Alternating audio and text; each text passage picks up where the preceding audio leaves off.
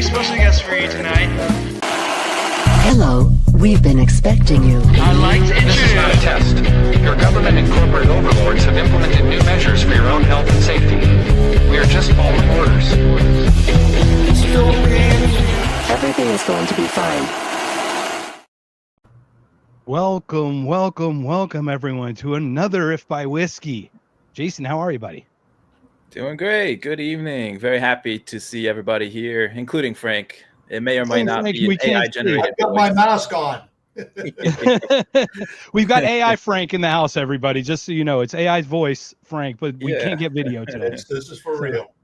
So welcome, Frank. Frank Holmes of HIVE Digital. This is such an exciting conversation. Last year, I had the honor of meeting him at the first Freedom Fest I went to. We crossed paths a couple times this time. Weren't able to get another meeting together, but with Jason now, we're gonna have double the brain power or a quarter of the brain power. I forget how we do this. It either A 300% increase in brain power. So yeah. So welcome, Frank. Welcome. We're gonna get you set up in 1 second, but Jason, we must start, sir, with our honorary simulation sip. It's time for the moment that sends the lizard people running back to the sewers. It scrambles the CIA's spy network and it alters our base reality. Yes, folks, it's our very own whiskey rebellion, known only as the simulation sip. All you need is a cup, a mug, a goblet, a horn, a flask, or an ancient alien thermos filled with any beverage Big Pharma hasn't recalled yet. Could be coffee, tea, ivermectin smoothies, even whiskey. Dealer's choice. So join us now as we raise our glasses together, confusing the AI overlords, forestalling the next CDC directive, and maybe, just maybe, waking up one more NPC. Here we go. Cheers. Cheers, sir. Cheers. Mark, it looks delicious. I love Bobcat gin. Excellent. Great This choice. is my Glenfiddich scotch here, so. And it is so nice. So Yes. that's what it looks like. Nice. Oh, thanks, All right. Frank, for joining us. Welcome to our little glitch in the matrix here. Happy to have you. Why don't you give us just a quick introduction? Who are you? Why should people care? All the good stuff. On a good day or a bad day. I am Frank Holmes, originally from Toronto, Canada. I've lived in Texas for half my life, so I'm a full-fledged Texcan. Y'all come back, eh? And, Beautiful. I'm a dual citizen, American, Canadian, and I was in the, they call the sell side investment research analyst that went to banking, and I covered the gold stocks. And Toronto is the mining capital of the world for finance. In 1990, I moved to Texas and I purchased control of U.S. global investors. And with that, I was known for gold. I wrote books on gold. That journey took me down to discover about Bitcoin. And then Bitcoin took me down the path to learn about data centers. And data centers then took me back to learn about AI. And so now I'm doing both, in addition to having these unique ETFs that are quant-based called JETs, which exploded under all the Reddit followers in the year 2020. And I have Go Gold, Go EU, and I have SEA, which covers 80% of all global products and commodities are all carried by 50,000 cargo ships. So I have a product listed on the New York Stock Exchange that it captures the real-time arteries of the world. And since Trump called April the 2nd, not April Fool's Day, but Liberation Day, you won't believe that the seas dropped a bit and then went up and they're above their 50-day, and tariffs have not hurt sea cargo. In fact, a lot of their revenue's gone up 30%. So it's totally contrarian. So I have these sort of unique smart beta products, but the darling, which is occupying so much of my time, is clearly HIVE, and HIVE's data centers led me back to my latest ETF called WAR, and it's AI for rebuilding America's machinery. And we're seeing now President Trump commit billions, hundreds of billions of dollars to the AI boom and military spending. The same thing with Europe. and it's outperformed the S&P 500 this year. It's data centers. It is NVIDIA's of the world, semiconductors. It is air manufacturing, seas, cargo, not cargo, destroyers, submarines. So it has the whole composition, but every quarter these things recalibrate. So they're quant driven. So they're only looking for growth in revenue momentum along with cash flow, these types of products. But HIVE, that's where I just finished a call before coming on here with people in Paraguay. That's amazing. So we've got Zach on. Jason, I'll let you in a second, but Zach's already got some great questions I know you're going to get to. So yeah, we'll hang on to there, it. We'll hang on. Zach will get there. Don't worry. Yeah. So in Paraguay, you've got the hydroelectric thing going, right? One of the biggest dams. I don't know if it's the biggest, but one of them in the world. It's the biggest in the Western Hemisphere. It is Okay. 5 miles in length, 7 kilometers. And it's where the famous, just down from the dam, the movie The Mission with Robert De Niro and Jeremy Irons in 1986, it was about the Paraguayan people. And that's something else that I found fascinating is that Paraguayans love America.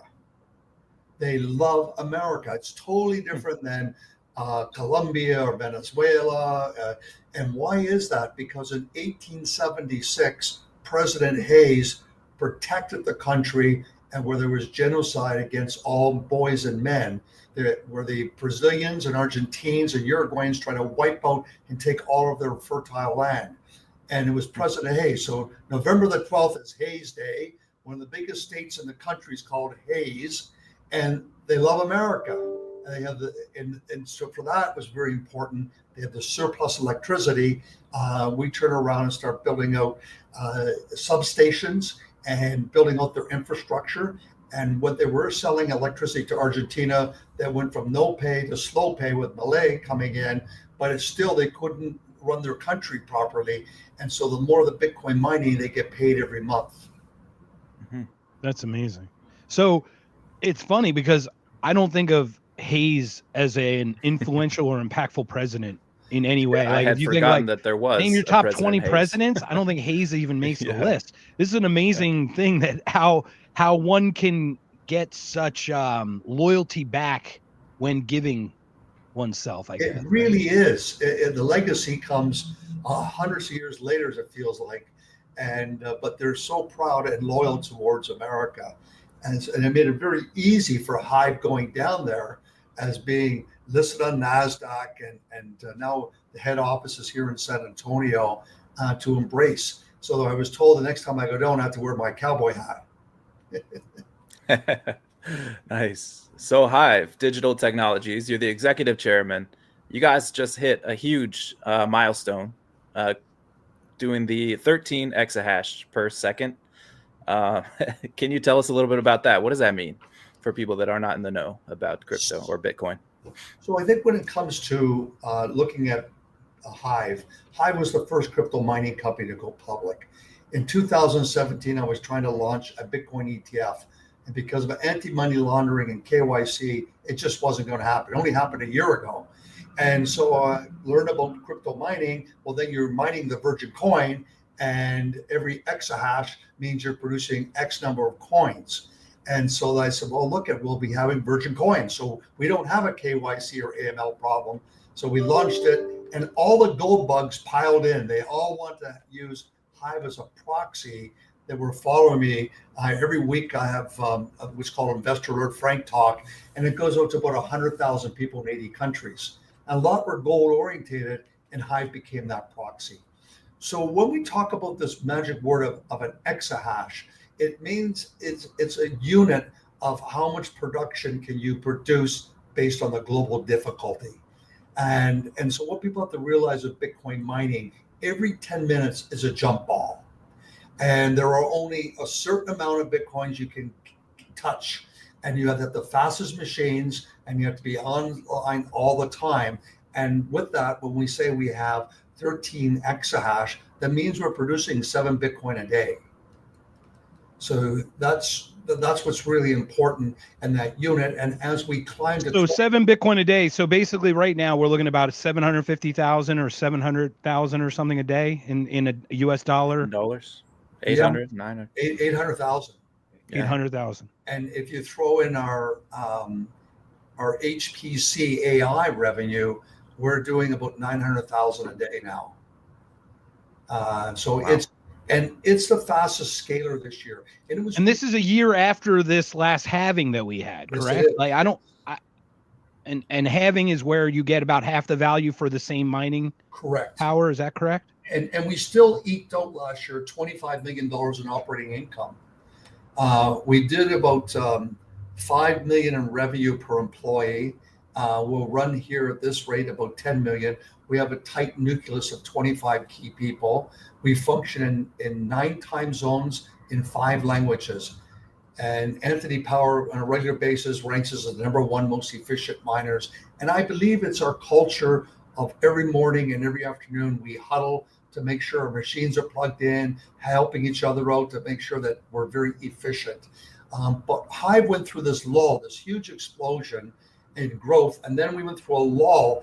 And the real difficult part took place because Putin invaded Ukraine. And what you don't realize is that all of a sudden, all the countries in the Northern Hemisphere started doing like a lockdown on their hydroelectricity, on the fear. And even New Zealand, which is far removed from Ukraine, electricity prices went up. They went up all through the US, they went up everywhere as people became paranoid about the value of their electricity. Right. Well, there's a downstream effect, right? I mean, we look at, there's a couple of essentials: energy, water. You know, there would be ones where grain, for example, those are things where. So true. So true. And along came Paraguay, and a year ago, I reached out and talked to the president, flew down there to the country. So it's like you have to fly to Buenos Aires or Sao Paulo, Brazil, and met with them, studied at the University of Columbia in New York. I worked for the World Bank. He's 47 years old, a rugby player, and he's just a first class about building the country. And so that we headed off. We said, okay, we can get 100 megawatts. And we immediately had 100 megawatts. And then Bitfarms wanted to get out of the country because they made an acquisition in America and they wanted to just focus. And they went through other turmoil. And they got a new CEO. So they wanted to focus on the US. And so we were able to purchase their assets at a very, very attractive basis. And that allowed us to go from 100 megawatts to 300 megawatts of energy. And that took us from basically 4 megawatts all the way up to 25. We'll be by next week 14 megawatt. We'll be 14 exahash, and that means we're using almost 180 megawatts of electricity as it ramps up to 300. Now, using all this electricity, that's been a big complaint against Bitcoin from its detractors, right? That it's using so much electricity that it's inefficient, or it creates I don't know, climate difficulties, I guess, whatever you want to call it. But this is a big complaint. So what do you? I mean, obviously, using hydroelectric, you're making some effort to be more clean, more environmentally conscious, I would assume. Can you tell me more about that? Well, Jason says a great observation on it. There's so much FUD on the energy consumption, and it's been basically cleansed and was well funded, even by XRP. Gave $5 million to Greenpeace to say go switch from proof of work to proof of stake for Bitcoin, and they had in DC the subway system had all this anti-Bitcoin rhetoric. And so we've lived through all that sort of journey. The things that we've done, we were the first, as I said earlier, to go and first to go public. Then we started balancing the grid. So we're the first to do that. And that was important in Sweden. And then Ryan started doing it in Texas. And what does that mean? Well, with software, you're able to go from 100 megawatts down to 5 megawatts in 20 seconds. And so in Sweden, when everyone turns on their toasters in the winter and they're taking hot showers, we can tool down, and the electricity is never a drag. Otherwise, they waste all this surplus electricity. So we actually help the community. We have expanded and funded the hockey arena. We have 12 hockey teams for kids because everyone in Boden, Sweden, wants to be a hockey star, and they have 2 Stanley Cup champions that retired there. That's where they're from. So there's a real cultural event, so that HIVE is very much embedded into that community.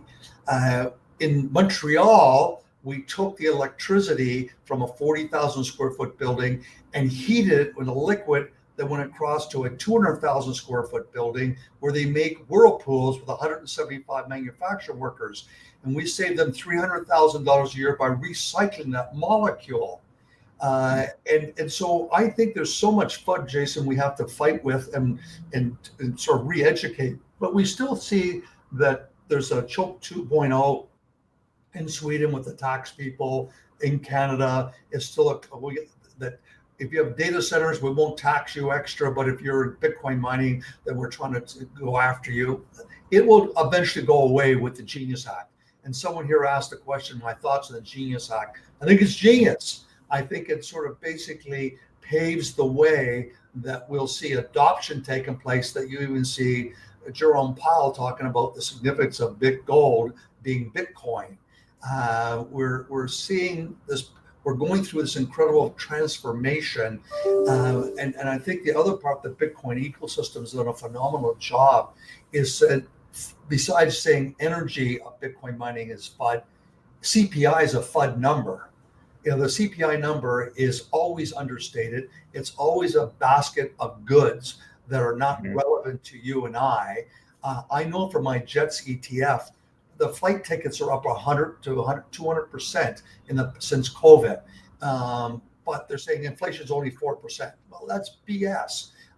Food, I see Amazon and lots of small items jump the prices 30 to 100% recently. So you really have to look at purchasing power. And purchasing power says inflation is running at 12 to 15%. So I think that we not only do we wrestle with the FUD on organized, rigged CPI numbers that are always so late, that this education process will go on the Bitcoin and also gold. So my vintage, I'm 70 years old, and my vintage is gold, and they like the tangibility of gold.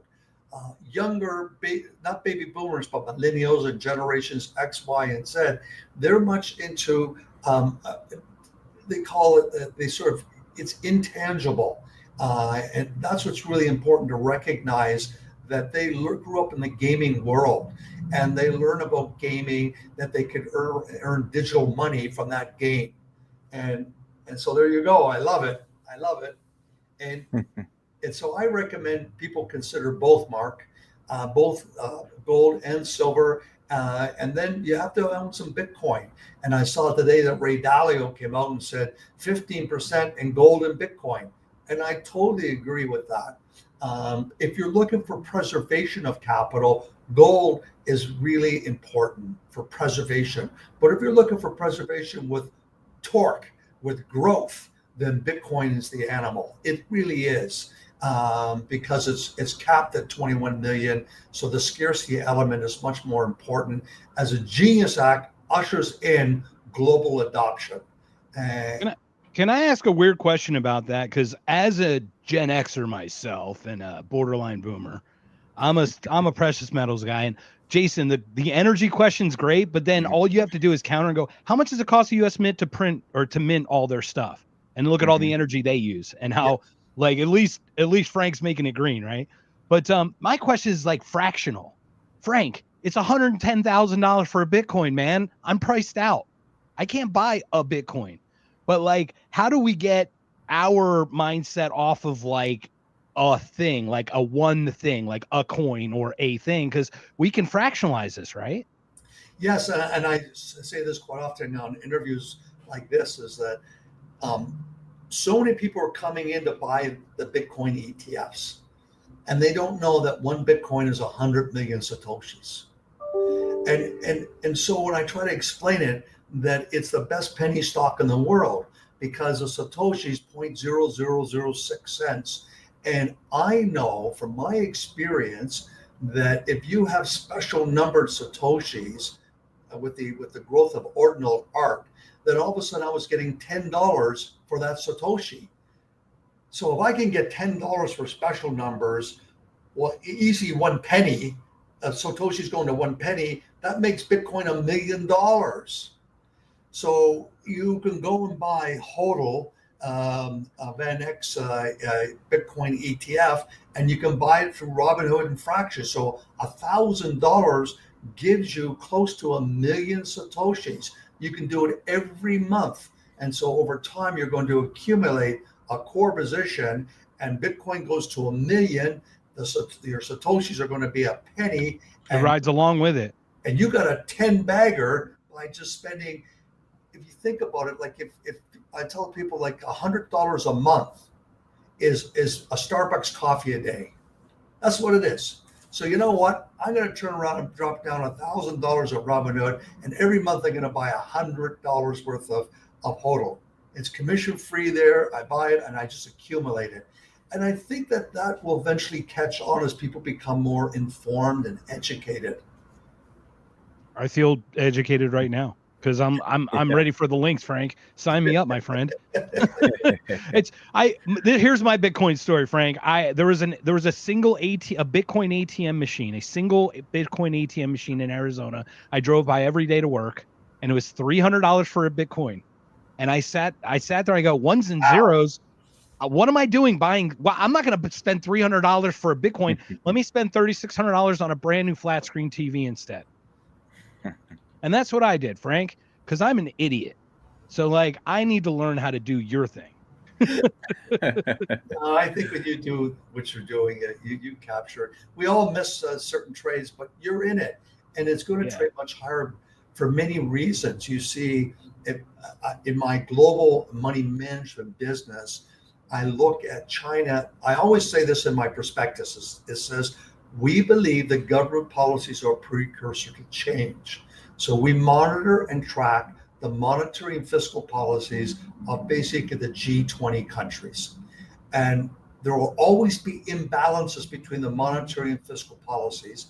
The bigger the imbalance, the bigger the value of gold, silver, and Bitcoin. And so it's a rudder to protect your ballast in a sailboat, so you don't tip over. And so it's so important to have those alternative asset classes.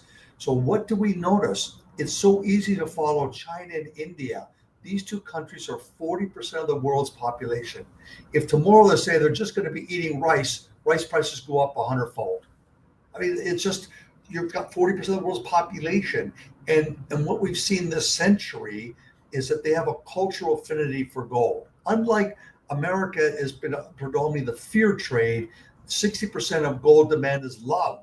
So in these countries, they give it for weddings, they give it for birthdays, they give it for all these seasons they have that they give gold. And it's highly correlated to GDP per capita. So in this century, China's GDP per capita has gone up 30 times. India's gone up. So now they have a bigger, stronger component of the demand. So anytime gold sells off, in comes that love trade for 40% of the world's population. We throw in Southeast Asia with the Middle East. We're now pushing 60% of the world's population, all have this natural affinity. And we also look at M2 and M1 money supply. So it's really simple. What's China and India doing? They're 40% of the world. What's the US doing? It's the number one biggest GDP in the world. Now we've basically captured the world. 3 countries. It's so important to find out how are they printing money. So if we see the money printing faster than GDP growth, then this is a big wind at the sail for Bitcoin, for gold, and for silver, and especially that fear trade. And I think more and more people are recognizing 36, 37 trillion. People are immune to it. Well, it's 40 trillion. They're immune from that, but slowly the purchasing power is declining, and it's declining between 12 and 15% is the real number. And that's not going away. So you have to diversify. As Ray Dalio says, and I said earlier, 15% should be in gold and Bitcoin, and that will protect your purchasing power. That's amazing. Can we talk more long-term strategy with Bitcoin? Because I love it. I think it's a great idea, great concept. But most people I know, and you've mentioned a couple of times as well, that you're hodling. You're holding on for dear life. You're hanging on to that Bitcoin. I mean, eventually, are we going to be able to use this as a currency? Because right now the fees are just so high that it's pretty prohibitive. No, I think it's going to be a store of wealth, and I think part of the Genius Act is very important for stable coins, for that the idea and the significance of stable coins, and for your listeners, basically in my business it's a money market fund. But if they said they were a money market fund buying U.S. government securities and paying interest, they would then be a security. They'd be a tax. So especially Tether. Tether has proven and validated the way Bitcoin has validated digital money around the world with now 21,000 nodes. There's 194 central banks, but there's 21,000 nodes validating and supporting the global ecosystem. So now we have Tether comes along and they have 300 million wallets.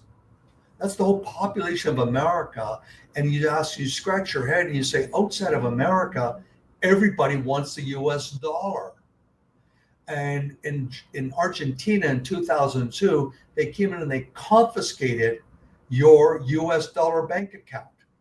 And before Milei came in, it was only this year that all of a sudden they started allowing you to be able to trade, had foreign currency movement, but you couldn't get any money. So when I went to Argentina, I would come with a wad of US dollars. The official exchange rate 18 months ago was 300 pesos to a dollar. And on the street, it was 900. So then you start scratching your head. I met with the ambassador, the American ambassador in Argentina. He said there's 25 billion US dollars in pillows and mattresses all through Argentina. And that's what kept the economy, the city of Buenos Aires so beautiful. It was basically US dollars. In Zimbabwe, they don't, lack of trust for the banks, they have safety deposit box, basically companies that with military barricade around them, where people store their safety deposit box. They won't have a safety deposit at a bank because the bank will come in and confiscate your gold and silver, and they'll confiscate if you have US dollars. So Tether grows to $140 billion, 300 million customers on average, say $4,000, because they want American dollars outside of their government and outside of the banking system. And I think that now the Genius Act is going to usher in, America will have, and the banks will have bigger growth in their stable coins, which is going to be used as a weapon against China, who is mobilizing with Russia and the BRICS nations to de-dollarize the US. So we're seeing the success of stable coins by Tether demonstrate how much people want US dollars outside of America. And I think it's going to grow. So Frank, I have a quick question about that. I'm seeing a movement in Africa similar to the Libyan movement with Gaddafi, where Africa is looking to try to get off it on its own standard of some sort. Are you concerned with BRICS and this other African movement? I think it actually speaks to the stability of the state of cryptocoin versus even the US dollar. But can you speak to a little bit of that? Well, it's a good question. I'll give you some history. It's called M-Pesa, M-P-E-S-A. It came out about 5 years before Bitcoin came out, 4 years before. And it was an invention by the telecom companies to be able to bank the unbanked. Poor Africans in villages where there's one cell phone. And the success of M-Pesa in Kenya today, it's 60% of their economy trades in M-Pesa. It is directly more than 10% of the GDP, directly because of M-Pesa, digital money. It's in the local sterling currency they have in Kenya. But it goes to show that digital wealth and digital movement of money is going to grow. And it's happened. I was with a driver in London, in England, and he needs to send money back to his family in Ghana, and he uses M-Pesa. He just takes his phone and he can send them money digital. So I think that this sort of wake up what's happening in Africa is one thing because of M-Pesa, that they've embraced digital money with their cell phones faster than America has. And you're seeing now Bitcoin is a lot of the more savvy and sophisticated have money in Bitcoin outside of the realm of the banks and government to protect. That is one thing that's going to go. Digital wealth and digital money will grow in Africa, but there's a distrust from the governments because of what they've tried to do in Nigeria and force everyone only use a stable coin. And then they turn around and they cause nothing but turmoil because America will have still cash and have a stable coin. So really that stable coin is financial weaponry against China. That's the way I look at it. Now, when we look at Africa, the risk is that Xi Jinping is a Machiavellian genius of what he's done. And he created one road, one belt. And at first I thought it was a great idea until all of a sudden I realized it's a Trojan horse.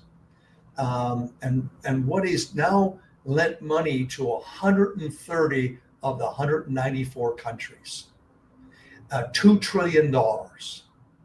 Debt is slavery, Frank. Debt is slavery. It always is. That's the new slavery. And he brings in Chinese workers. They don't hire the locals, but they do build a seaport and a railway, and they have purchased more than 100 seaports. So and then think about that. Not only do they get the employment, they get the technical know-how, all the expertise that go along with it. I mean, it's generational wealth and control the commodities because you need these strategic minerals. And so when I thought that President Trump didn't do the best job explaining when he first was inaugurated over Greenland and Panama, because I know a fair amount of that from my CETF. And so what happened in Panama, the richest man in Hong Kong's a capitalist. He's the one that actually bought the canal.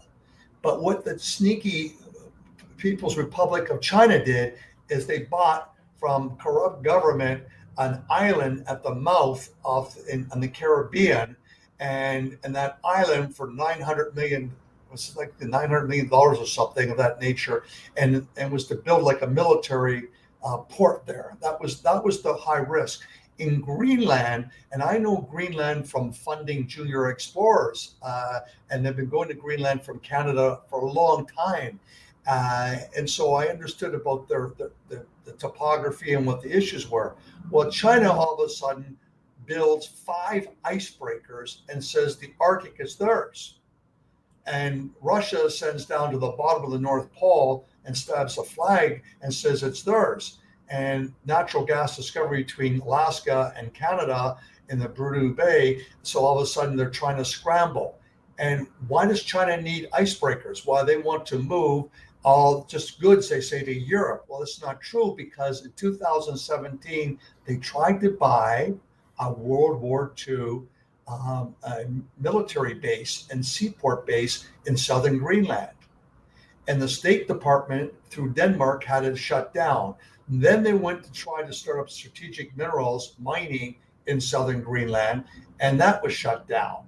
And that really didn't become the normal dialogue. So we are in a battle. I mean, you can see this tariff war on April the 2nd was against all nations. And then all of a sudden, everyone gets 90 days. And now we're coming to closure with Europe at 15%, not the 30. But China, there's no closure yet. So that's the real battle. It was, if they just announced the battle against China, then people would focus on too much military and all this concern. I think that it's been brilliantly done, how you hit everyone and then you start pulling back and cutting grace deals with other nations, but really the focus is on China. Yeah, it does make sense that China would be this is the beauty of China in their way, is they can look 30 years down the road and plan. We have elections every 4 years, and it goes left to right to left to right. The pendulum swings through the middle. It's never in the middle. We always find ourselves in the extremes. or going toward them in some way. And I see one of these questions. They can see all your stablecoin transactions. That's true. You're right. But one of the things that's why it's so bullish for Bitcoin is my experience, 35 years in America in mutual funds. When I first came, there was no ETFs. And the strategy was build your money market funds. And back when I first arrived, they were like 8% coupons and 6%. So they're quite high, short-term treasuries. So I quickly created this government securities fund and went to $1 billion. Well, why is that valuable? Because then they went from that cash account into my gold funds. Then they went into my other funds. So it became money market funds were really key to the huge growth of mutual funds. Then we saw Schwab come in and create their own and start pressuring you that you wouldn't use our money market fund, theirs, to try to capture those assets. So think strategically, stable coins around the world are going to become this huge money market fund capacity, not paying a yield because they don't need a yield. They just want the stable US dollar. They're going to turn around and put into Bitcoin. That's what I think is a big backdrop for the money, as I've seen in mutual funds, money market funds to equity funds. We're going to see stable coins to Bitcoin. Yeah. And just to give you a little background of our audience for in general terms, Frank, we met at Freedom Fest. We have autistic libertarians in the crowd that just we just want our privacy is all we want. So that's where that question certainly stems. Not from what I understand, though. From what I understand, the Genius Act is really like putting some regulation on the stable coins so that it is actually pegged to a real asset. So it's pegged to something liquid like a dollar or some security, but that's something that's easily transferable into cash. And the libertarian argument, perhaps the pro column for a stable coin, is that it provides liquidity for you to trade your Bitcoin back and forth, or your other cryptocurrencies, right? So you can use it as a quick change. You don't have to change all the way into fiat money. You can change it to a stable coin that's pegged to the US dollar, trade back and forth, and provide you some more ease of transactions that way. So there's at least that. You know what happened to us in HIVE when we first went to Paraguay a year ago? To send money down, the money center banks in New York told the banks in Paraguay you can't have any relationship with anyone in the Bitcoin ecosystem. So we couldn't wire money. So we did it on stable coins. It was amazing. It was all done with stable coins. And now the banks there, the fastest growing bank is called Buono, and it's got a third of the country's citizens, all digital. And we have an account now, and it's all changing.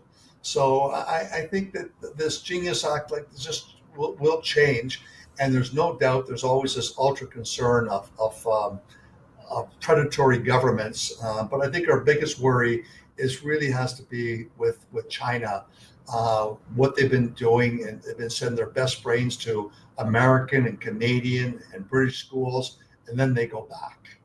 And just to be clear, we don't talk about the predators in our country. We sweep those under the rug, Frank. Yeah, literally. So there's it's all stages, and so we have to put things in context. That what are the evils? It's China, Russia. They are still pro-communist. They're like a monarch. They're a dictatorship. The idea that one person is a dictator for life, and he'll pass on to his children. And so that's something that we all have to fight for, that freedom and that liberty of having a real democracy. For sure. So I am so curious about the hydroelectric part of this. Are you interested in talking about any bit about the actual dam itself or anything, Frank? Yeah, the dam is an amazing piece of infrastructure built 50 years ago. It's been paid off. It's a partnership with Brazil. It's 10 gigawatts of electricity. 5 goes to Paraguay, 5 goes to Brazil. What Paraguay doesn't use, Brazil gets to buy for a penny a kilowatt, so it's not expensive at all. And the more that they can use, up to their 5 gigawatts, the more they can create industry and jobs in Paraguay. Paraguay, which your listeners would like, have basically a flat 10% tax. So you look at the GDP per capita and you say, why is it so much lower than Uruguay and everywhere else? Well, it's a flat 10%. And when you're there, you don't see the graffiti. When you go to Lima and you land and you're coming into the airport, you can see graffiti over all the buildings. And the same thing, and the more left a country is, I've noticed this, the more there's lack of respect for private property. So therefore, I can paint and spray and destroy any private property. I didn't see, and I've not seen this in Paraguay. I've not seen now along the border in Brazil, they have a problem with trade, and they say there's a narco trade in the northern part of Paraguay between Bolivia and going over to Brazil, and then this goes over to Europe. Is what they say, the contraband trade that takes place. But so far for us, we've been extra careful with security. We feel very safe. You can walk on the streets with your cell phone talking. You can't do that now in some places in London, England. You can't do this in downtown Bogota. You don't walk talking on your cell phone, because someone will come on a bike and hit you, and the other one will grab your phone, and all of a sudden, why? That phone's worth $1,000. That was notorious at the Brazil Olympics, wasn't it? Didn't Ryan Lochte? A lot of people had their phones stolen. During that Olympic. Yeah. Yeah, I heard some pretty horror stories. So this dam is an incredible feat. It is the biggest infrastructure in the Western Hemisphere, biggest dam. They're looking to build some more, not as big, but dams along the river system, and the country is a little oasis where it is, and the soil is very fertile. They're the biggest trader for meats and food for Taiwan, and you don't see Chinese flags, you'll see little Taiwanese flags. And they have palm trees and eucalyptus trees. It's so beautiful to see rows and rows of eucalyptus trees where the oil is used for fragrances and other things that's sent over to Taiwan and exported. A lot of the beef, most of the Taiwan get beef from this place, and the soil is rich red soil. So it's a fertile country, and where our original property started, called Valenzuela, it's the pineapple capital of the country, where they grow pineapples to export. And what we're really happy there is that we noticed, this is all these in Latin America, the money that you pay your taxes and you pay your import tax, it goes to the central government, and how it comes back to all these little regions is just not straightforward like we have, say, in America, where the state power is so significant versus the federal power, and you don't have that in these areas.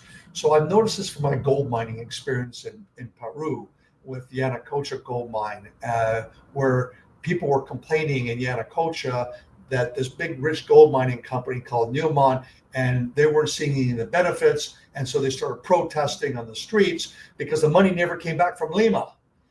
And so we're there, and we find out that they bought all these air conditioners, the central government, and they deposited them, and they have wiring for fans, but it's 90 to 100 degrees. But the air conditioners were never hooked up. They never did the wiring. So we said, okay, because I've given a lot of money for education. That's my big philanthropy, is for education of kids and universities. That my university scholarship is you have to play a varsity sport, maintain a B average, and I give you a full ride. That's impressive. That's amazing. So I'm looking for those kids that have that hunger and need, and they make a sacrifice to get both. Yeah, because it's teamwork too, right? The sport that they would play in would also be part of the teamwork portion that you need to succeed, because you can't do it all yourself. So true. And so in the school system, so we built out the air conditioning for 5 schools, put all the electrification. So then the mayor of Valenzuela immediately calls up and she says, well, no, can you help wire the main street? And we said, we don't do that. And she said, but the women and children are not safe at night. So we wired the street. So Valenzuela now has electricity. And so she calls it, put up posts everywhere thanking HIVE and a big poster, etc. So we're very much involved in those communities. What we do want to be able to see what you can do in America and Louisiana is you take heat from your Bitcoin mining facility and you create like a huge hair dryer and you dry the rice. So now what they do in Louisiana is predominantly propane or natural gas that they use. Where here we can recycle that electricity to do drying. That's beautiful. And that's beautiful about the repurposing. It's such a green way to look at things. I'm just going to pull up something really quickly, if I may, Frank. Basically, William, welcome. Frank did tell us about HIVE earlier, so I don't want him to repeat himself, but we'll share a little bit more about it. But thank you. So basically, they recycle the heat to use that to dry the rice. Right. And then does that get recycled in ductwork for keeping heating in the winter time or anything? Or there you don't have to worry about winter in Paraguay. Okay. In Sweden, I would assume is it along the equator? Is it pretty close to the equator? Yeah, it's pretty hot. It's okay. Winter is tempered all the time, and summer is like Texas, and so when we look at Sweden, where we are, is called Boden. Boden is up at close to where Finland is, and it's 100 miles south of the Arctic Circle. So we worked on a small pilot project to create a big greenhouse where we would take the heat from our data center and heat the water, which then would use for irrigation and everything, hydroponics and hydroponic. Thank you. I lost the word there. It's okay. All those words, it's all Latin words, Frank. They all get mixed up. So we would do that, and we know the pilot project works. And now all we have to do is get an offtake by the grocery stores, because if we started producing all these tomatoes, and we went and saw a huge scale of green peppers in Netherlands, where they're using 1 megawatt of Bitcoin mining to heat the water to do 2 football fields. So we know it can be done. And so we're always thinking that way. And because we're green only, Intel approached us 4 years ago, and we created the first ASIC chip with Intel. And then Intel went to all their problems. They didn't keep up with NVIDIA, and they stopped the project. But we end up getting thousands and thousands of ASIC chips for next to nothing, but it was a joint partnership of creating that. So when we opened up in Paraguay, we said, look, we've got 8,000 extra chips here. Let's send them down to Paraguay and get them plugged in right away. And we did. And that's why our exahash exploded. So for the listeners who have come in late, HIVE is going through a big transformative year, and will be up to 3% of the global network of Bitcoin mining.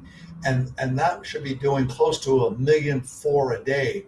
So that's our growth profile. And I like to tell people the cake is in the oven and it smells great. And by Thanksgiving with the turkey, there'll be icing on this cake, and we'll be 3% of the global Bitcoin network. 3%? 3%. That's amazing. That's for, I mean, 1 of every 33, basically. That's just, that's impressive. So in that way, you're saying HIVE will be that. So basically 1 of every 33 coins mined will be HIVEs? It'll be HIVE, green and clean coins. Wow. And, wow. So, so with that, do you do any regenerative farming with the green initiative, or any other what part of the education part can you share with us, considering it's such a passion of yours as well? Love to hear about that. It's everything we try to do is where can we recycle the electricity, and the interesting part was NVIDIA is very hands off about Bitcoin, and I think now with the Genius Act, companies like that will move over and embracing it, and so with that they still gave us, or we bought them $70 million. We had to upgrade. At one time we had 130,000 AMD special purpose chips, and we were 6% of the Ethereum network. And so when they went to proof of stake from proof of work, we pivoted over to AI, but we were able to go. We said we have to buy chips that are going to be able to do things. One is mine the altcoins and do AI.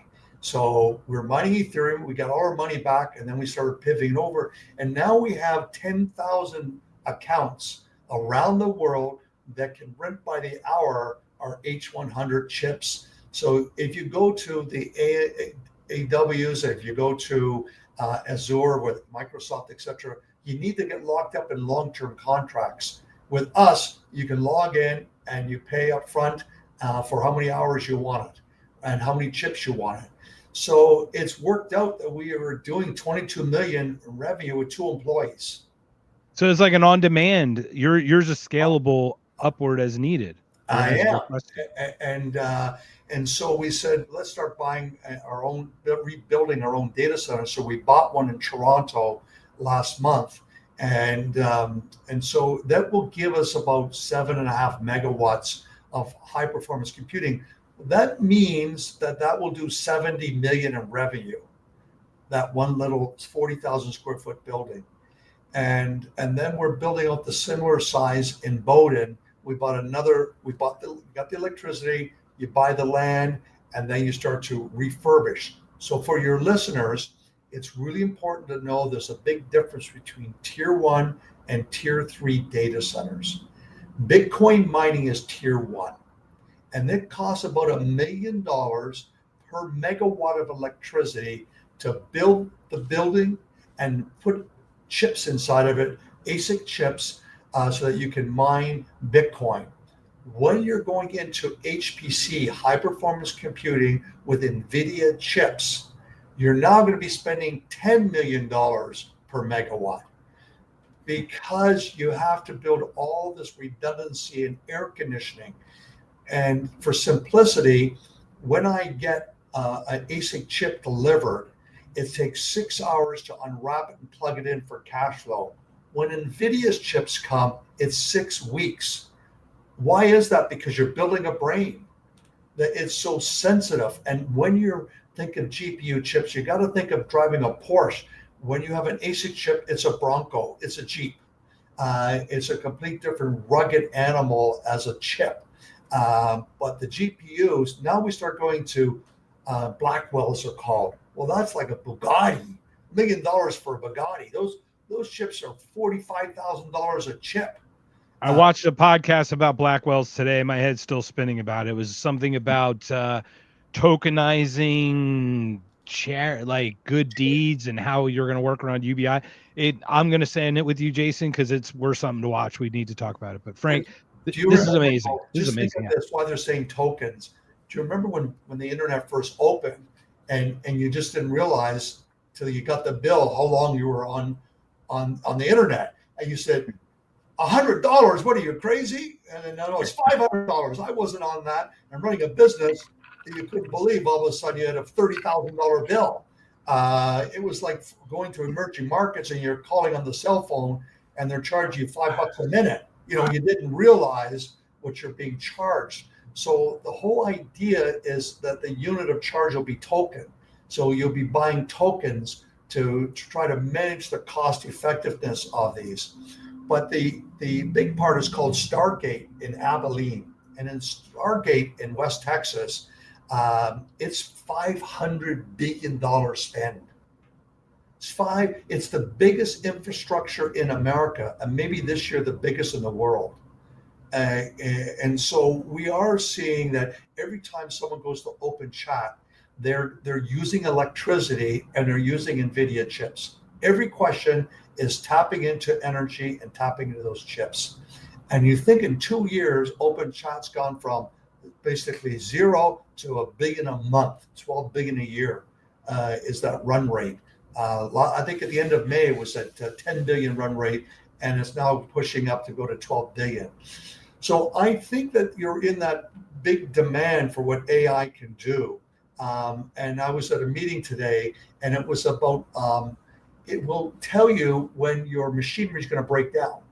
The AI is going to, if your car breaks down, it's going to tell you in advance that this machinery for these amount of miles this will go first. You have to bring it in rather than every 6 months you bring your car in. No, it's going to tell you exactly when that the machinery in your car. So they're using it for water, for cleaning water in cities. They're using it for hydroelectricity.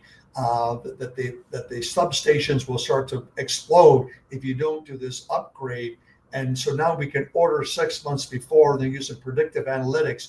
That's the big revolution that's going to happen in industrial. I just spent a week at MIT with a group of CEOs called AI Boot Camp. And it blew me away that we started a business. They showed how to do it in 2 hours. It just really was mind-boggling to me when I saw what you can do. Have you seen the site called Riplet? I have not. No. LIT. Incredible.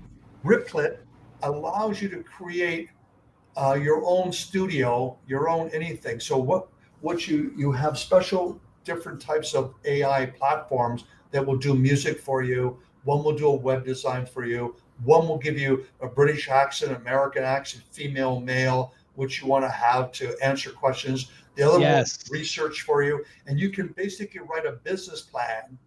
And McKinsey Consultants. You mean ChatGPT writes your business plan and then you just paste it into this thing to read it for you. So, but these other ones give you much more granularity of what your idea is. Right. And then you give it all to Riplet and you push the button. And 12 minutes later, you get a whole business. Like it blew me away what we created in 2 hours. We created a candle making company that you could sell candles and make extra money, and they have a fragrance to them.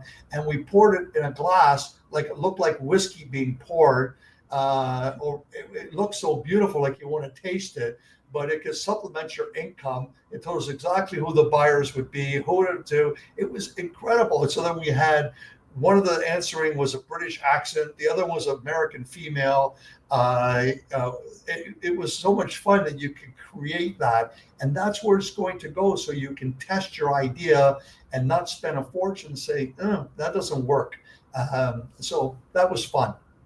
Yeah, well, I have to admit, Jason and I are very interested in the podcasting space, but I've actually listened to like an actual 30-minute AI generated podcast that was two non-humans having a conversation about a topic that sounded just as, organic as you and I having a conversation. That's incredible. Yeah, they had podcasts too. There's a site that will create the podcast, the AI, and give you the accents you want to have. You want a Texas drawl, they'll give you that. You want a Bostonian.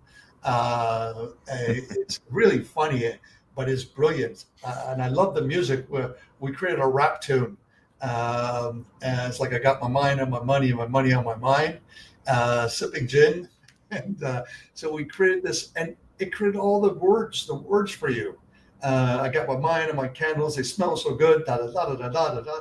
And it had the beat and the cadence. And then we did it in country and Western music. And we changed the tune, like all my exes are in Texas. Just have fun with it. And so it's remarkable. But what they said, the professor said, it's to augment your professional. If you have to not be frightened by it, you have to think, how can I augment my skill set? And that was a very different paradigm shift of looking at AI. I love that. I love that perspective. However, as you just shared, I like to write jingles, Frank, and it just took my job. Because I don't know if I can write a jingle as good as that from all the collection of the things that it would know, right? All the books and all the, Jim Morrison songs and all the Pink Floyd songs and all the, just everything, right? For example. Right. But I think what it says about the human element is it augments you because it's your prompt. It's how creative is your prompt. And the other great line, all your listeners will get a chuckle. It said, don't argue with your spouse, argue with open chat. You want to have a debate because that's how it earns your grok. I love, both of them. I like going between them all. Claude and Perplexity is the fastest. I find that they always give you 5 questions. And so they try to instill critical thinking, that you didn't think about this, you didn't think about that. And I think that that's so useful, especially to high school and college kids, that they don't get lazy. The professors kept saying, don't use open chat like it's Google. It's not Google. You have to know how to prompt it properly.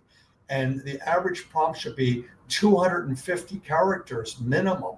So sometimes I will write a prompt. It's like I'm writing a 250 word essay. That's beautiful. What I love about this conversation, first of all, once again, we're here with Frank Holmes. Thank you again, Frank, for joining us. We're just an hour in. This is such a great conversation. I'm enjoying this. But you're an optimist, Frank. And I love the way you're speaking about these things. All of your things that you're sharing in this optimistic way, I'm just seeing the terror of it. And I love the diversity of ideas that we can bring together and find this common, like the things that we do find commonality, that we can step forward together. So it is less uncomfortable for myself, for example, right? As someone who is not familiar. Well, thank you. It's very kind of you. But you have to be an optimist. And, you know, at MIT, they did this research, and I laugh because it reminded me of my mother. And it was, my mother used to say, you need 3 pats in the back for every kick in the pants. Otherwise, you grow up dysfunctional. And have you done your homework? Pat, pat. And so this research came out that people need encouragement 5 to 1. And if not, then they become too defensive. They become too sensitive, or they lose their ability to be resilient. And so I thought that was really sort of interesting that they did all these focus groups. But you must give criticisms 20% of the time to get yourself to improve on. And the operative word is discipline. But I'm blessed. You know, I'm 70 years old, Mark, and I can still run 7 miles. For my 60th birthday, my wife told me that she's pregnant. So I'm now have a 10-year-old. And I have to stay young because she's going to be going to university when I'm 80. And so I love the story I heard the other day about Robert De Niro. And Robert De Niro calls up this producer for a kids program and wants to talk. And he says, yeah, I want to talk to the producers. Well, who are you? I'm Robert De Niro. And they laughed and they hung up the phone on him. And he calls back and he says, no, I'm really serious. Like, I want to talk to the producer. And the producer, he finally talks to him and he says, well, why are you interested in my program? He said, you know, my son loves it. And he's 2 years old. He's 2 years old. This guy's now 82. And he said, yeah. And I've also gone back to work. You've gone back to work. He's in many programs now. Do you know why? Because he said, I have to keep my brain alert. I have to memorize script. Yeah. I have to go swim in a pool because I'm the ex-president in a Netflix sequel, and I have to be active. And so I have to be active with my child. And so, you know how hard it is at 82 to memorize script and go out on the stage and go out on a set. So we all have to stay optimistic and active like that. I love that. Yeah, it's funny because they always talk about like, this is a job for the young. No, it's a job that keeps you young. It keeps you sharp. Look at Ozzy Osbourne, his last concert, 2 weeks later. You know what I mean? It's like these people like literally have their last thing and they shut it down. And you just have to keep moving. You just keep moving, right? So here's an interesting one. Jason, you want to take that? And I'm sure you have a couple awesome questions too. Yeah, I see it $300 a month, and I think it would have to be for at that level for their H200s that they're asking for.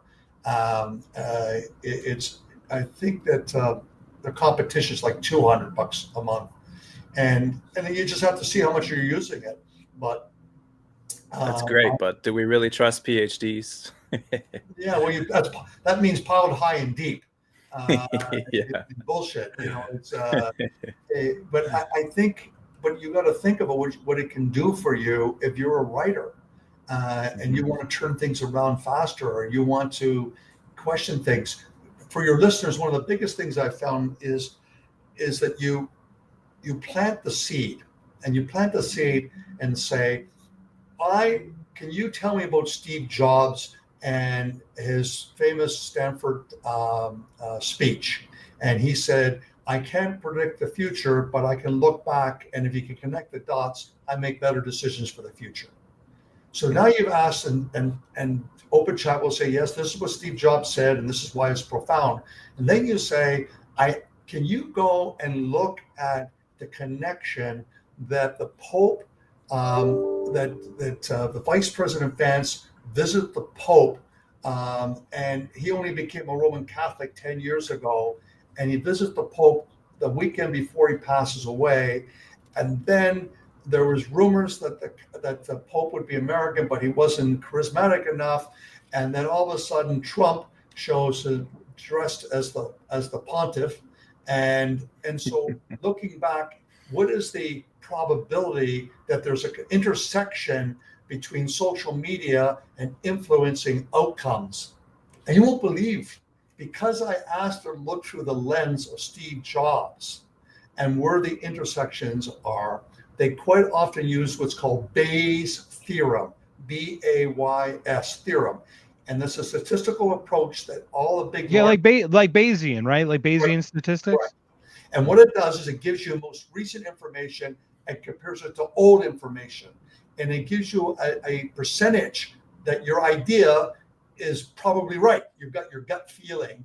And so what is that? So then you can turn around and say, what Machiavelli wrote about the prince, and the prince believed in the book, what were the 10 take-home things from the prince? So it gives you the 10 things and say, now I'd like to look at Xi Jinping. Is he Machiavellian the way he's dealing with Trump, or is Trump more Machiavellian? So you set it up when you use these various chats to look through a lens that you find really interesting, to look for intersections, and then they do their own mathematical probability of it. And it was really interesting because they came back and said, yes, there's a high probability that Trump influenced the outcome so that the Pope is American. And so then you have to go and find out that he's an Augustine and that Pope Francis was a Jesuit. Well, Jesuits are very different than Augustines, because Jesuits start macro and believe that open borders is a good idea, whereas Augustine believe in the community, that you need a strong community. And so the view of the family and the community is very different, even though it's both Roman Catholic Church. So that's what open chat, things like that. It's like open border libertarians. Oh my gosh, who'd have thunk? I remember talking to a Catholic archbishop, and I said, do you lock the church up at night? Well, naturally. Then don't you think you should lock up the border? Don't you think we ought to protect? And it was like, well, that's different. It's not different. It's very similar. Yeah, AI is amazing. We've been playing with some tools to make clips, and it'll go through our whole episode and cut things out and put it together to make a very interesting clip. And it's crazy. Saves me hours of work. For the opportunity of sharing my experiences with you, and HIVE, I think is just a phenomenal. It's going through this transformative re-rating, and if you look at the valuations on data centers now, they trade at 20 times EBITDA. We're trading at 1 times EBITDA for November. So I think what will happen is our numbers come out in June, and then September, then all the institutions start coming in for what's the best and most undiscovered. They're always looking for it. But we publish every month what our production is, so you can see it. It's pretty transparent. It's on our growth. We're riding that big wave. Well, thank you, Jeff. Thank you. Well, thank to you be so honest, much, I bought Mike. some HIVE stock this morning because I looked at it. I was like, oh, it's quite undervalued. So not investment advice, anybody. I'm not a professional investor, but I'm putting my money where my mouth is here. Thank you, Jason, for being a speculator. I'm on board now. Jason's going to talk me into it. Yeah. Well, Frank, Thanks is there for joining anything you'd like to share with us before we do call it a day with you, sir? No, I just think stay optimistic. We live in the greatest country in the world. We may be the biggest critics, but we still live in the greatest country in the world. And every day just wake up to that. We woke up today, and and we can smell, we can see, and we can hear, and we can feel. We're blessed. Yeah, absolutely. And that's the thing is, because we live in the greatest country, we're able to criticize the things that we just want to improve. We just want to tweak for the better because we want it better. We don't want it to burn. We want to save what we have. We want to protect what we have. So Totally. bro. Well, thank you again, Frank. Yeah, is there anything else about Hive you want to share before they can go to usfunds.com and sign up for Frank Talk to see about my global travels and what I look at. And I talk about gold every week, and I talk about airlines, I talk about crypto. Everything's always done like a football game. It's a SWOT analysis: 3 strengths, 3 weaknesses for last week, and 3 opportunities or threats for next week, because there's new economic data coming out every week. So I try to summarize that with my investment team. That's great.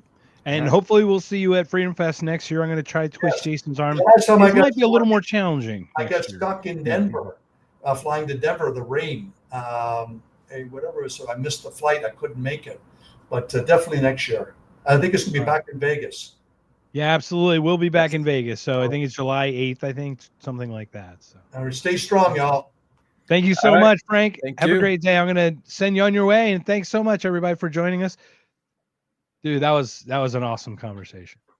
Crazy, man. I can't believe the amount of stuff that guy does. It's so wild to go to a whole other country, not just one country, but multiple countries, and build out this infrastructure and build the data centers is crazy. But then also I'm curious, and I wanted to ask him, but ran out of time there. Like, what does that do for the little guy? Because you got all these big companies out there mining, controlling 3% of the Bitcoin out in the world. That kind of hurts, I guess. I don't know. Does it matter? What do you think? I think that people who make the world move the way someone like Frank makes the world move, perceives the world in net better versus net worse. I think he's very utilitarian in approach, which, look, that's what works. Like, utilitarian would be the most ideal way to live if you want to talk about, whatever value, like propagation of species or just whatever, right? Continuation would be utilitarian. You got the 5-track problem, you steered away from the 5, you kill the 1. That's what you do. Like, there's no morals there. You just 5 is greater than 1, that's safe or whatever. So I think I'm not wired that way. And I wish I were, because I think intellectually I can do the things, right? Like, I can be a maker, but my perception of how I view the people that move the world, I don't want to be that. Yeah, because I think it hard. comes with sacrifices that I'm not willing to make. And I think people underestimate, like, what beds do you think Elon had to crawl into to get his? Well, actually, St. Clair, we know that one. Oh, yeah. We know that one. Yeah. But like all that stuff he did with China, right? How much he built their electric infrastructure to get his going. And now it's like in this weird way, but it made him. What got him to be space? I was like, people like Frank are like amazing minds. And I think they just see it and like, those people will be taken care of somehow. And I don't know if that's always true. But I'm not socialist, right? We're not here to be like, everybody's got to get it, right? So yeah, I'd love to hear your thoughts on it, because you asked the question. I'd love to hear. I don't know, man. It seems like it could be a problem, but then if you look at the analogy to gold mining, right? Like, not everyone out there is going out panning for gold. Not everybody's out there digging in a mine underground looking for gold, right? So, and gold still circulates throughout the economy, or money, what used to be gold. So I think it could just be a good capitalist service, right? He's doing it efficiently. He's doing it much more efficiently than anyone could do at their house. If I just plug in some GPUs here at home, I'm paying way more for electricity. It's got to come from halfway across the state, and it loses, efficiency as it travels that distance. So it's wasting a lot of energy for me to do it. So yeah, maybe it's good, and maybe it actually keeps the keeps the value relatively stable. Yeah, I mean, look, he has vision.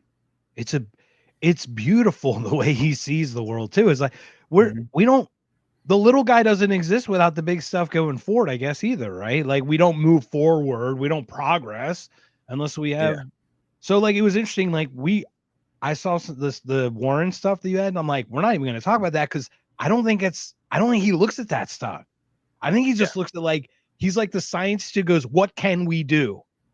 Mhm. He's like, He's fuck, definitely in a different mindset, right? We're right, like, right, how's the government screwing us? That's mine anyway. And right. Because we're for him, looking it's at like, like the I'm just gonna Genius go Act, get and this.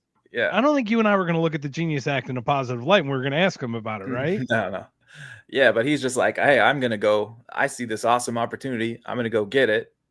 The Genius And Act that's is what helping problem me solvers are, secure or my gains. the opportunities, right, Yeah. versus the problem. And we Mhm. it's just a different way of perceiving it. And I wish I had more of that. And maybe if I tried something and it stuck or had that first success, it then like would steamroll into more. But who knows, right? But obviously it's not just luck that gets you where you're going. That guy, listen to how many hands or how many like irons in the fire he has. It's crazy. Can't believe it, man. So Dude must be rich anyway, out of his mind too. so now we can shit on Genius Act because now Frank's gone. We see the world differently. So everyone, we'll do a quick reset. Everyone, look, we've got 50 people on the X. Come on over to Rumble. We got what, 45, about 40 minutes maybe before we call it a day, before we have our little Irish goodbye. Everyone jump on Rumble. I know William's on YouTube over here, so you want to go through some of the comments, maybe Jason, and see if there's anything we missed throughout as we go. And what kind of things did you want to talk about, my friend? Yeah, I don't remember if we shared this, but William said, I was scared and terrified of AI, but now I see the potential for an amazing future for humanity and for personal freedom. I'm really on board with this. I think AI, there could be problems. Definitely, I understand why people are worried about like the rate of change, putting people out of work and stuff. And he mentioned that he wants to come talk to us about it. So that'd be a great topic. But get on AI, start using it, start playing around with it, get it to do something for you. Because if you're the one that's able to use it and get it to do something useful, you are going to be valuable by association. So you have to get on this. I think everybody has to. Here's a thought on it too is Gen X, we used our hands, guys. We physically did stuff, and then we offloaded most of that work, right? When you watch these AI commercials, you know how they talk about building things? And oldie like me just doesn't visualize building the way millennials, Z, the alpha, whatever, they visualize building, because it's like virtual. It's like idea making. It's like that's not building in our head. You know what I mean? Like we're like, but you're not making anything, but you are. Like we just don't transition the idea as a physical thing somehow. Like the old days, because it was all manufacture based, right? You got to different mentality. Get your brain in the simulation, man. It's all fake. Yeah. It's all. We got to break it. I got to take the red pill again. I got to take a double shot. Yeah. No, you're right though. I mean, yeah, that's like it's hard to put that together because it's not in 3D space, right? It's not something you can physically touch and hold, but it's there. It's real, right. And it's doing a function, right? It's performing some action. Obviously, if you have a need that it serves, look at these niches that everybody comes up with. Like, it's amazing. It really is amazing. So I also wanted to ask him about Bitcoin versus Bitcoin Cash or any other cryptos because, reading the hijacking Bitcoin, Roger Ver stuff definitely opened my eyes to some things that I'm not sure if he's a Bitcoin maxi. He mentioned Ethereum. He said he wanted to, or he was into that before they switched to proof of stake. I don't know if he's still doing any other cryptos, but yeah. And William actually had a good one about Ethereum and what you'd use for like stable coin. It would be Bitcoin. Oh, here it is. That's the one, I think, right? Bitcoin's digital gold, no longer currency. cryptocurrencies, Bitcoin Cash, Litecoin, Digibyte, Monero. Yeah. And Yeah, that's I'm kind of where not I'm at. Like, but Oh. can it just be the one thing? Why does it, like, Bitcoin was supposed to be a currency to begin with? That was in the white paper.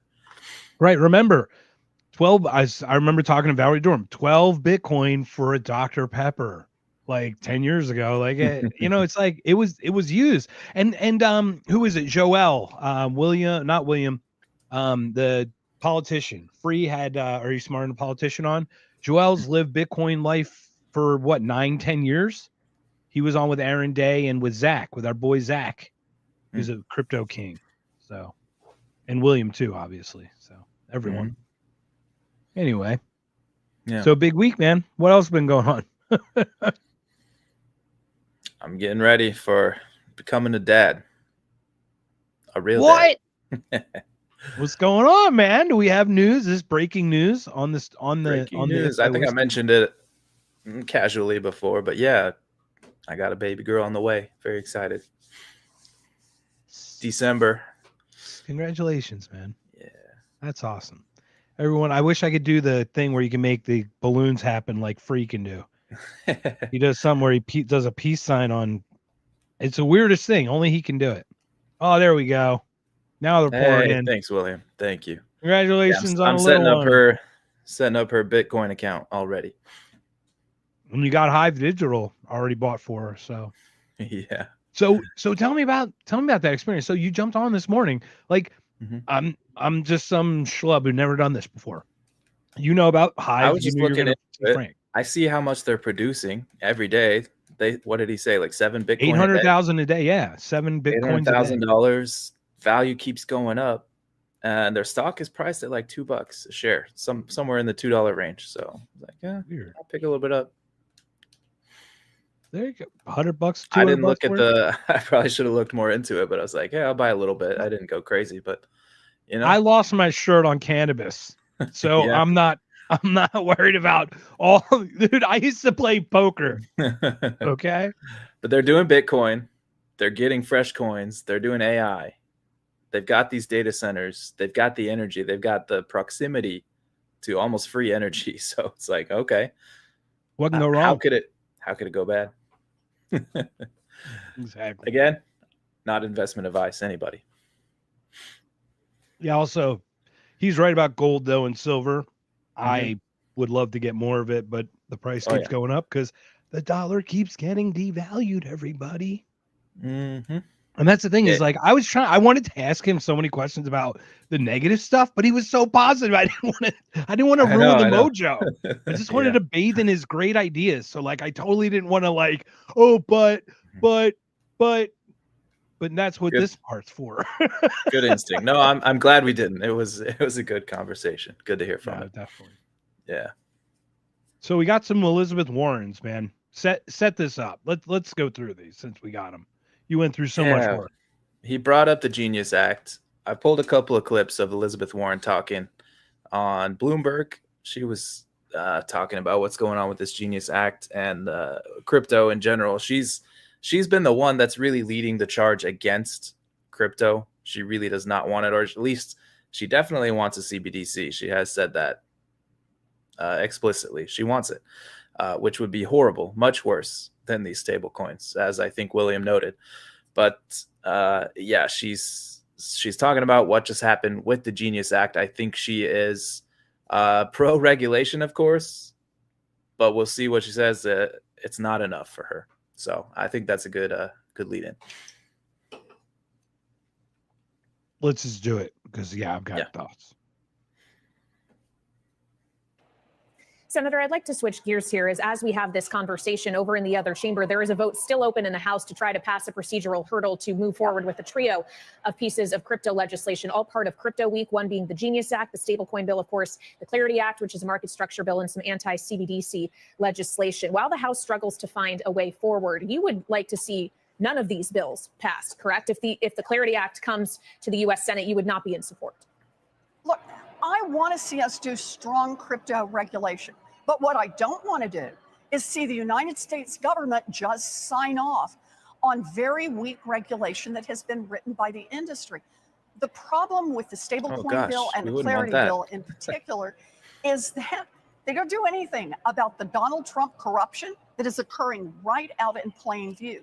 They also don't put enough safeguards in place for consumer protection to make sure that terrorists and human traffickers and drug traffickers can't use the system, and guardrails to make sure that crypto isn't used to blow up our entire economy. Man, the terrorists, they're gonna get us. Yeah. Everyone probably knows this, everyone watching anyway, but the currency that terrorists most like to use, do you have any guesses, Mark? Wait, say that again. Do you have any guesses which currency terrorists are most like to use? The U.S. dollar. The U.S. dollar. That is correct. Ding, ding, ding. Yes, they use fiat currency. They use cash because they cannot have a paper trail on this. So, because it's made out of cloth and you can wash it better. One argument down the drain against Elizabeth Warren. What was the first thing she said? Regulations, crypto said, regulations in general. She doesn't want weak regulations that are written by the industry. Yes, she wants strong regulations written by the industry to keep other people from getting in once they pay her. That's what she wants. That's her advertisement. She's going, I don't want weak but written by the industry. I want the industry to pay me to pass stronger regulations for them. Wink, wink, nudge, nudge. We want to be able to pick the winners. That's why. Have you heard that Mark Andreessen stuff? No. Oh, dude. I'll share it with you because Eric Weinstein talks about it. But basically, Andreessen said about that. They're going to keep AI in a bottle. There's going to be a handpicked winners and losers. They're picking them. Well, you ain't got a shot. This is what our government does. So when she says, "Oh, the industry is writing the regulation," that's what always happens with everything. Every time. East Palestine. Think about the train again. The regulations that kept the train, other train companies or whatever from running is not what fucking derailed that train. It was a shitty system for something they didn't write a regulation for. Silly, isn't it? But it's for your safety. Oh, it's for your safety. These regulations, they're here to protect you. Regulate me harder. Regulators, mount up. That should be we should do a spoof on that or something. That maybe we can get AI to create a video. Yeah. So anyway, all her arguments are bullshit. She's probably happy there's some regulation, and we could probably get into the details of the Genius Act, because I don't know all of them, but I know it does provide at least some like security for people that use stable coins, people that are putting there's $250 billion or something right now in stable coins. So it's a big deal. It's a lot of money. Well, I get that, but once again, this is caveat emptor, man. Maybe that's the thing. Maybe we shouldn't have protected the stocks once they crashed, and maybe that was our lesson to maybe not do it that way. Maybe, you know what I mean? Maybe let the market have corrected itself to change their tactic to value differently or something, right? Like that, instead of getting in the fucking way and just making the drip longer and slower. We're just dying slower instead of actually living. Yeah, that's exactly right. Because if you zoom out, way out to the big picture, her comments are like, well, if we let people have free money, it's going to blow up the economy. It's like, well, why would that be? If you had an honest, sound money, why would that blow up the economy? Oh, because it's completely hollow. It's a bubble.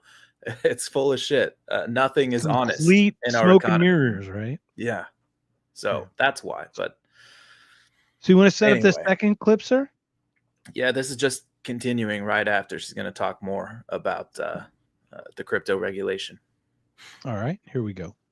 So I'm very worried about that, but I want to add one more twist, and that is the clarity bill has all those problems, but it also has a provision in it that would let any company listed on the New York Stock Exchange opt out of SEC regulation by just digitizing themselves, put themselves on the blockchain, and all of a sudden it turns out that Amazon or Meta or General Motors is no longer governed by the SEC.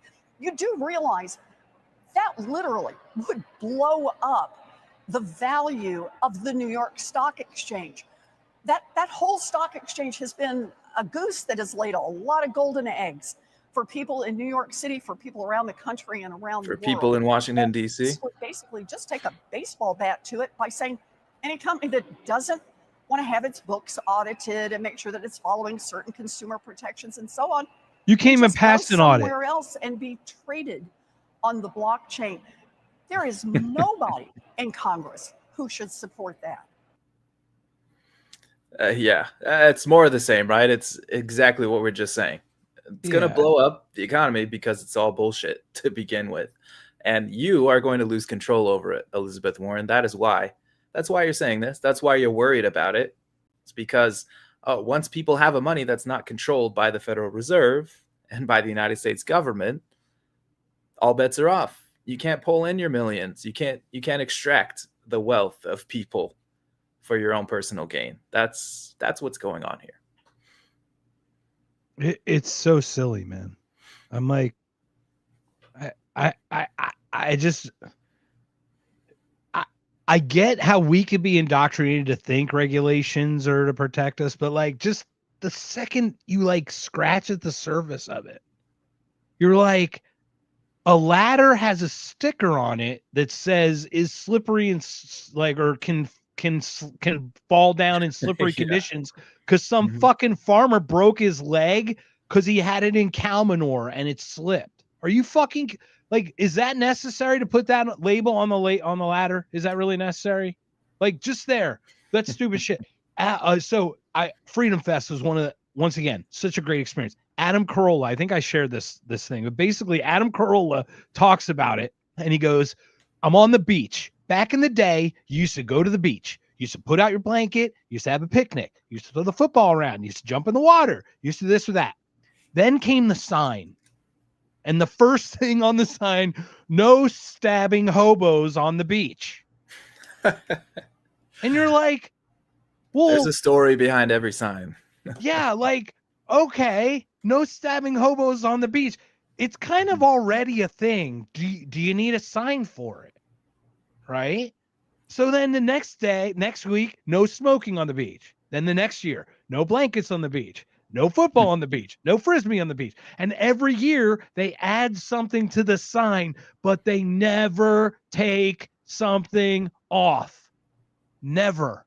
That is government. That is the perfect analogy of government. And it was such a brilliant way for Adam Carolla to describe it that way. Interesting. Yeah. So that's really good. Really good. But that's all it is. Like the first one is for your safety. Oh yeah, we want to protect the kids. Okay. Well, then who's next? Like this immigration stuff is unbelievable. Like what? These are the people you think because they're the low-hanging fruit, so you can make your numbers look good, your number go up. Like, does it sound like the grandma who's been watching? Like, does it just sound logical? It doesn't even sound. It's not even rational. Let alone like we could talk legalese all you want, but like it just is stupid. And I want bad guys out, but I want them more because they're bad than because they're here. Like, that's more why I want them out, right? Like, yeah. I don't know. Fine. If we just kind of peel back a layer and look at regulations in general, right? Elizabeth Warren, she doesn't know anything about crypto, right?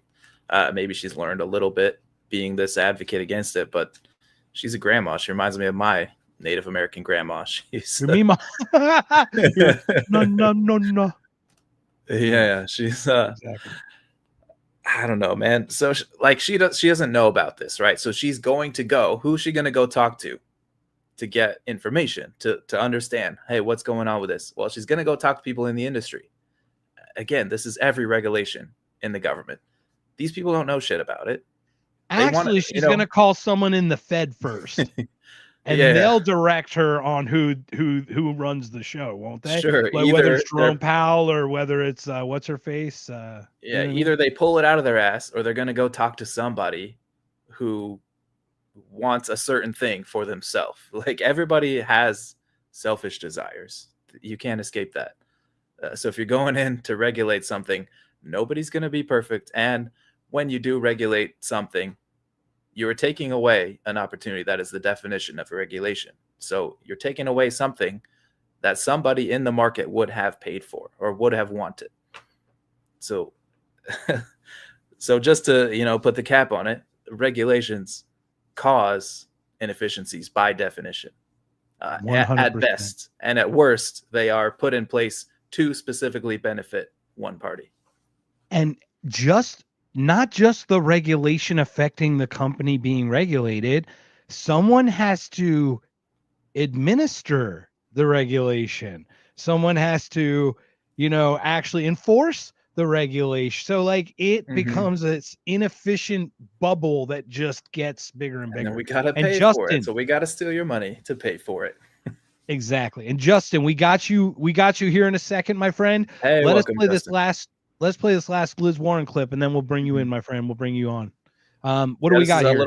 A little gear shift here. She's talking about the Fed chair because Trump has been talking about potentially trying to fire Jerome Powell. So this is what she had to say about it.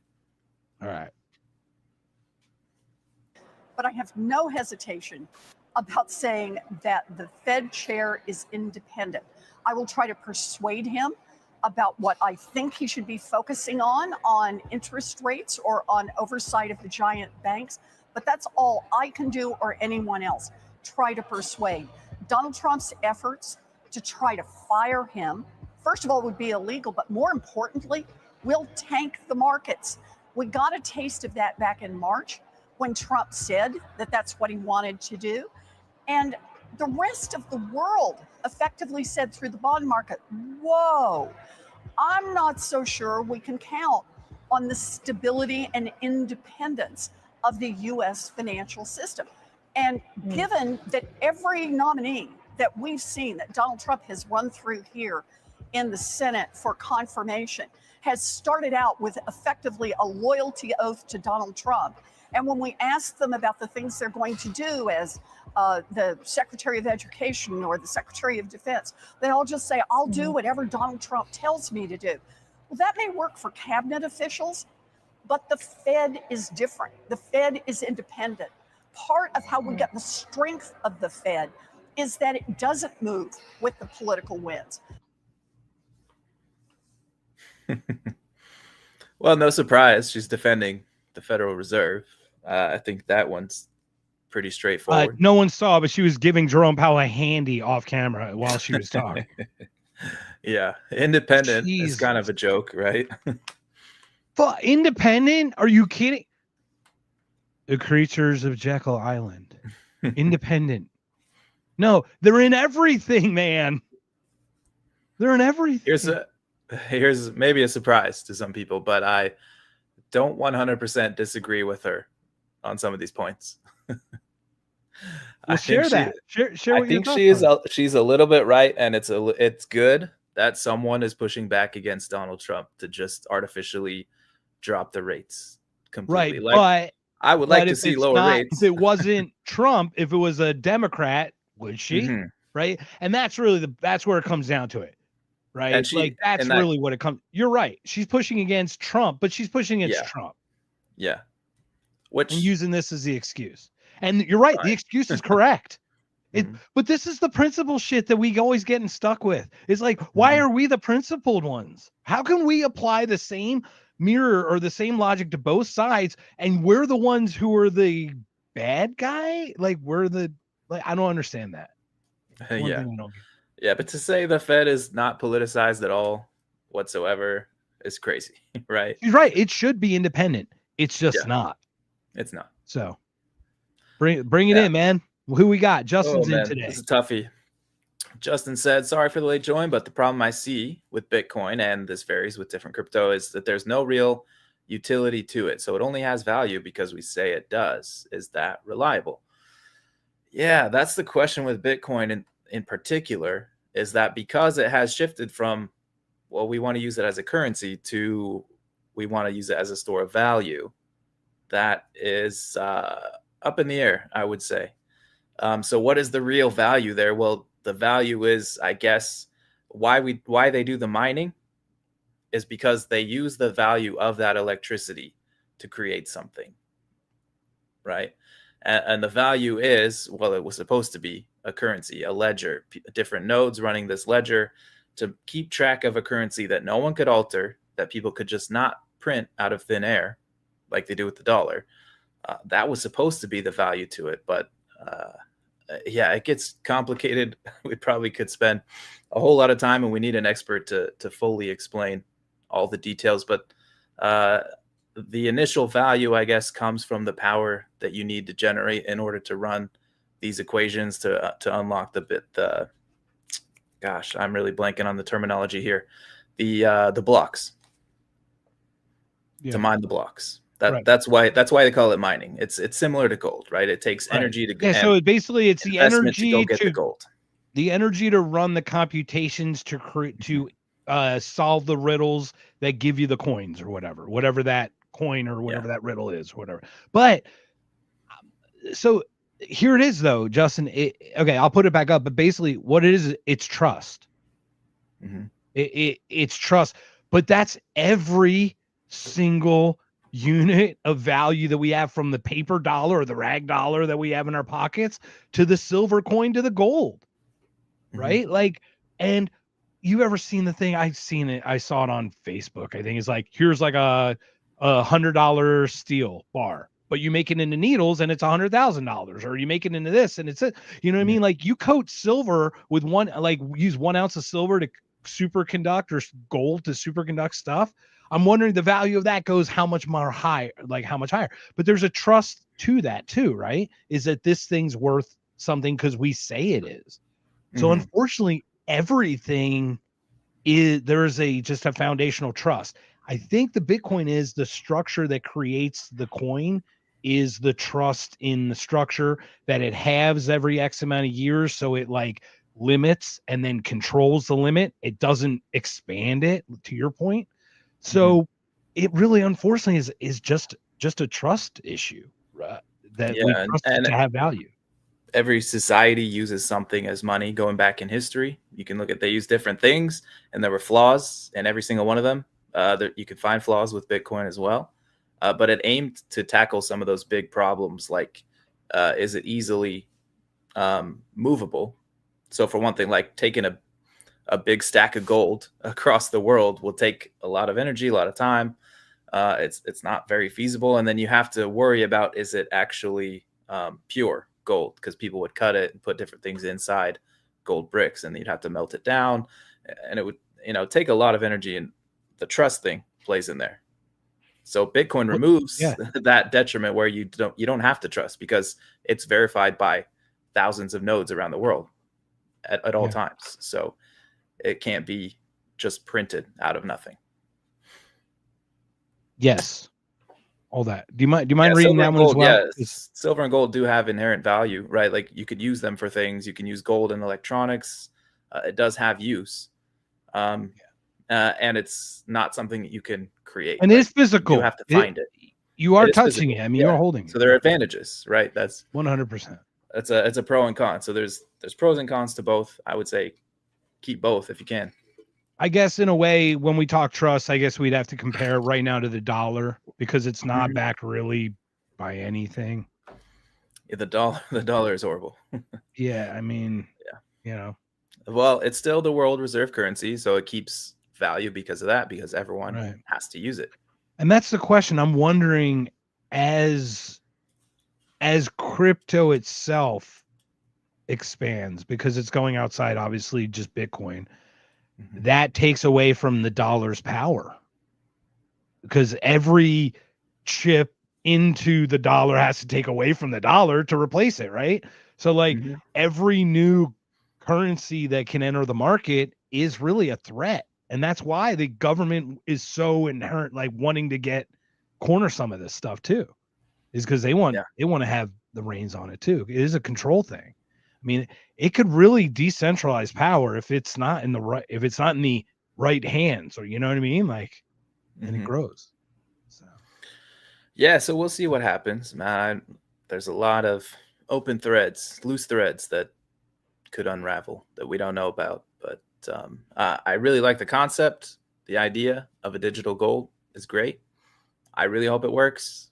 I want to be able to use it. I want the dollar to go away. I want the US government to have less to no control over my money, because that has been, I would say, the single biggest problem, the cause of almost every other problem that our government creates.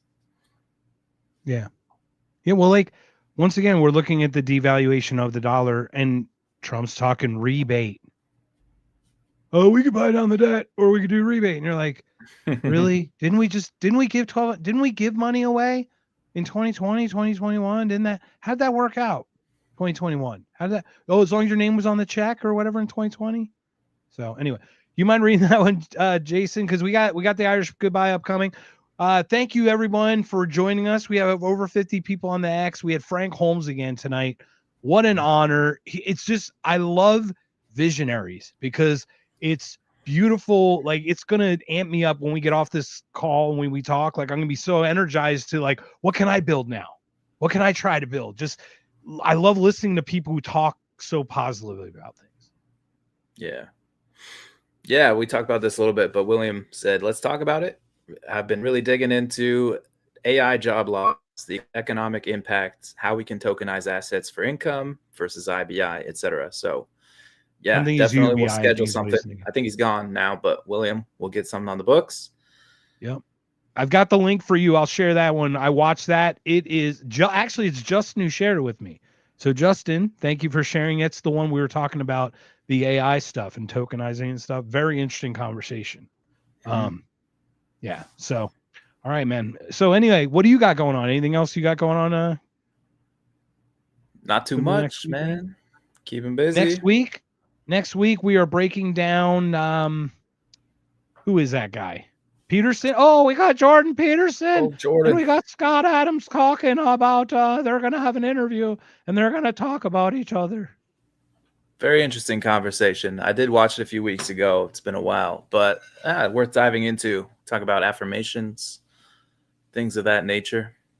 Yeah, I think it's really good. And I think, look, we can, Jordan Peterson's one of those people. Is like, some of this stuff is like, where are we at? The gay for groomer lady. How does she have that so right?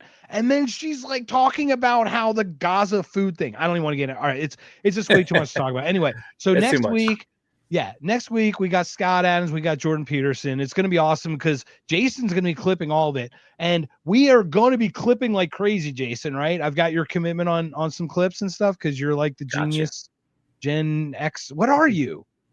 You're the Z. I am a millennial. Millennial. That's all right. You got it. All right. Well, yeah. So everyone, it's been so cool. Thanks. I've got my iron and my 6 string.